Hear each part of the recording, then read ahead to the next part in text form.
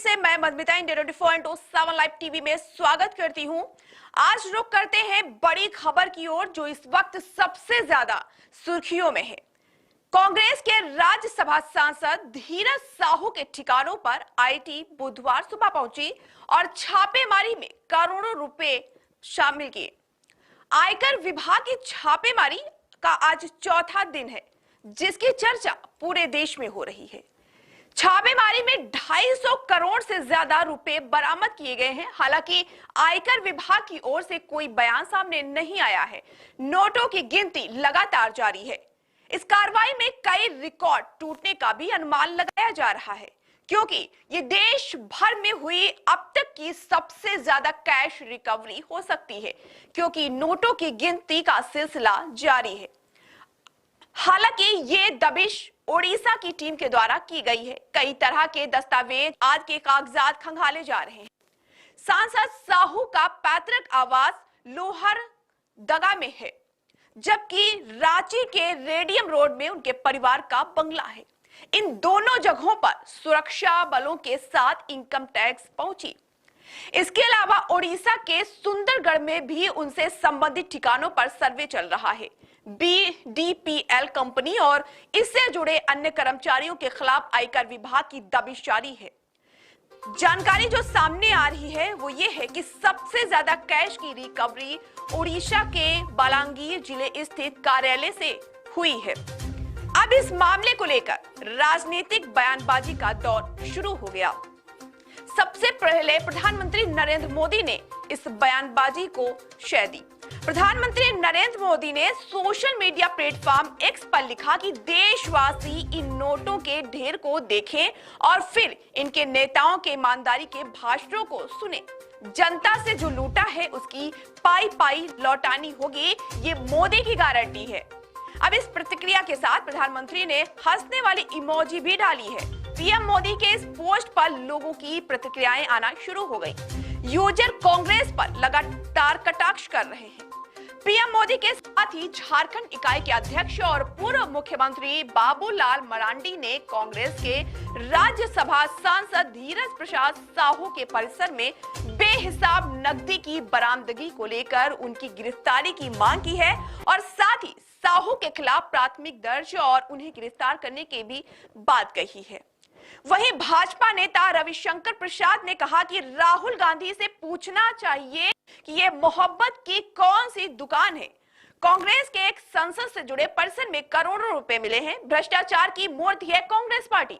अगर आपने कभी गौर किया होगा तो राहुल गांधी को उनकी रैलियों में ये कहते जरूर सुना होगा कि नफरत को खत्म करके मोहब्बत की दुकान खोलनी है। अब उनके इसी बयान पर भाजपा ने तंज कसना शुरू कर दिया है। बता दें कि Baldev Sahu and group of companies में धीरज साहू, स्वराज साहू, राजकिशोर साहू सहित परिवार के अन्य सदस्य शामिल हैं। ओडिशा का कारोबार दीपक सहकारी और संजय साहू संभालते हैं। धीरज साहू तीसरी बार कांग्रेस से राज्यसभा सांसद बने हैं।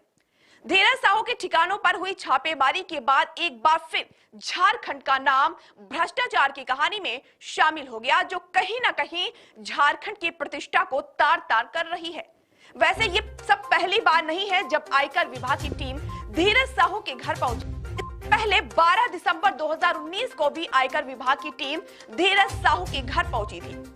2019 में रांची से दिल्ली जाने के दौरान रांची एयरपोर्ट पर लगे स्कैनिंग में झारखंड से कांग्रेस के राज्यसभा सांसद धीरज प्रसाद साहू के पास से 38.5 लाख रुपए बरामद किए गए थे। इस वक्त आयकर विभाग की टीम लोहरदगा स्थित आवास पहुंची थी। तब उस कम समय की वजह से रुपयों की गिनती रांची एयरपोर्ट में नहीं की जा सकी थी। सीआईएफ ने इसकी सूचना इनकम टैक्स को दी थी। धीरज साहू झारखंड के एक प्रमुख व्यवसायिक और राजनीतिक परिवार से आते हैं। वो कांग्रेस की ओर से 2 बार राज्यसभा सांसद के लिए चुने गए हैं।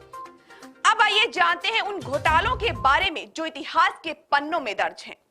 950 करोड़ रुपए का चारा घोटाला शायद आपने सुना होगा। अगर नहीं जानते हैं तो आइए जिक्र करते हैं। झारखंड और भ्रष्टाचार का चोली दामन का साथ है। संयुक्त बिहार में ही झारखंड में हुए चारा घोटाले से शुरू हुई थी और बड़े भ्रष्टाचार की कहानी का आज भी दस्तूर जारी है। चारा घोटाले में राजद सुप्रीमो लालू प्रसाद यादव का नाम सामने आया था। इस घोटाले में पशुओं के चारे की चोरी 950 करोड़ के इस घोटाले में 53 मामले दर्ज हुए थे, जबकि कुल 170 आरोपी इसमें शामिल थे। इस मामले का खुलासा 1996 में हुआ था। शेल कंपनियों का 4000 करोड़ का घोटाला। इसके बाद मधु कोड़ा के मुख्यमंत्री काल में शेल कंपनियों के जरिए काली कमाई को सफेद करने का मामला सामने आया।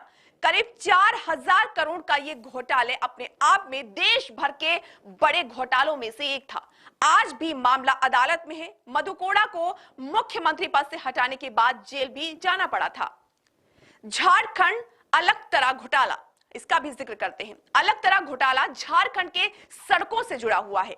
इनमें 3266 मीट्रिक टन अलकतरा की हेराफेरी की गई। ये घोटाला 1.57 करोड़ रुपए का था।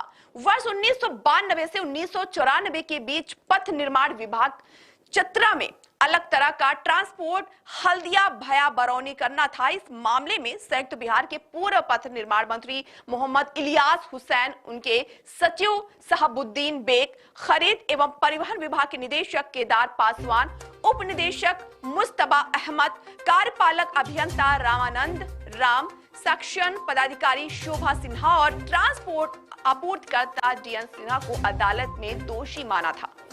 130 करोड़ का दवा घोटाला। 130 करोड़ के दवा घोटाले का मामला भी वर्ष 2008 और 2009 में सामने आया था।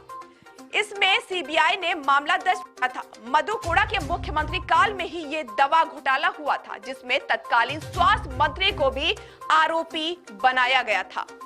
अब बात करते हैं 34वें राष्ट्रीय खेल घोटाले की। रांची में आयोजित हुए 34वें राष्ट्रीय खेल घोटाला 28 करोड़ 34 लाख रुपए का है। इसमें ऊंची कीमत पर बिना टेंडर खेल सामग्री की खरीद सहित कई मामले शामिल हैं। इसे लेकर भी सीबीआई मामले की जांच कर रही है। अब बात करते हैं मनरेगा घोटाले की। इसके साथ ही झारखंड का ये मनरेगा घोटाला भी सामने आया। ईडी की जांच में आईएएस पूजा सिंघल को जेल भेजा गया। ईडी की हुई छापेमारी में पूजा सिंघल के सीए सुमन के कुमार के घर से 19 करोड़ रुपए की बरामदगी हुई थी। तो इस वक्त ये सबसे बड़ी चर्चा चल रही है। साहू के घर पर छापेमारी हो रही है, लगातार छापेमारी हो रही है।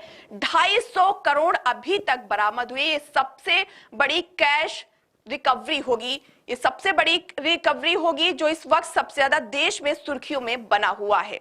तो ऐसे ही तमाम बड़ी खबरों को देखने के लिए जुड़े रहिए इंडिया 24/7 लाइव टीवी के साथ। नमस्कार।